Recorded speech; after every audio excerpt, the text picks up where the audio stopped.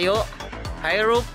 So kung napansin nyo, yung mga every wagon na manual is high roof or low roof, then basic lang po sila, walang madaming chichi-burichi sa kanyang body.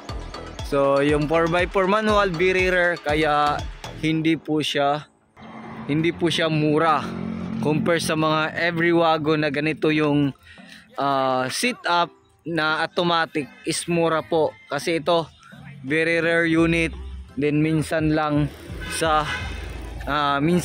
dumating dito sa atin. So then pagdating doon sa market, maraming gusto, then pagdating doon sa bidding sa Japan, marami din yung gusto, kaya nagmahal yung presyo niya.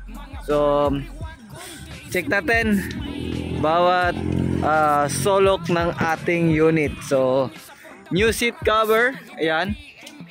Ito na yung kanyang handbrake, yan yung clutch pedal, brake pedal, at saka yung ating accelerator pedal, ayan. So 7 inches touchscreen stereo with reverse camera, back to original na dashboard. So yan yung kanyang dashboard, yan yung ceiling, bago na po yan.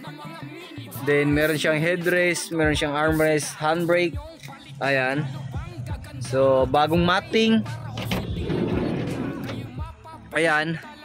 So headrest, armrest, ayan, bagong matting. So non-turbo yung ating unit. So check natin dito, ayan, check natin yan. Bago na po yung mating natin dito. Yan, nakadouble po yan. Yung original na sa ilalim. Then binalik natin to kasi para makapal siya. Ayan. So sa ganito sit up, lifted, non-turbo, 4x4 manual transmission. So yung presyo sa ganitong sit up is 320. Ayan, 14 inches mag wheels, naka-lifted na po, 4x4 manual transmission. So yun, medyo may kamahalan talaga yung ganitong unit kasi very rare unit. Ayan. Then pagdating sa Japan, agawan. Pagdating din dito, agawan kung sino yung makauna. So sa atin, so 320 natin, lifted na po yan. Touchscreen stereo, new seat cover, new matting. Ayan, bagong change oil lahat. Kayo yung mamili ng kulay kung ano yung gusto nyo. So yan, so releasing natin na unit, naka-road test po yan with 1 month warranty, engine and transmission, kasali yung under chassis.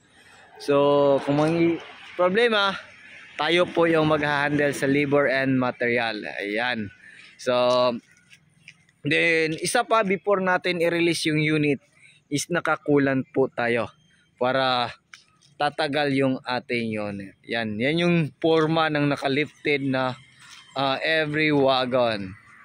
So yan, kung makita nyo ang taas ng kanyang ground clearance. Ayan o. So ang taas ng kanyang ground clearance. So 4x4 manual, pwede natin to pangsaka sa bukid kasi mataas na po yung kanyang clearance, ground clearance ng ating unit. Sana patuloy nyo pong tangkilikin yung ating mga bagong video uploads. Sa bago lang sa ating channel, don't forget to like, share, and subscribe. Then click the notification bell para updated kayo sa ating mga next video uploads kagaya nito. Ingat po mga kal, and bye bye. God bless po.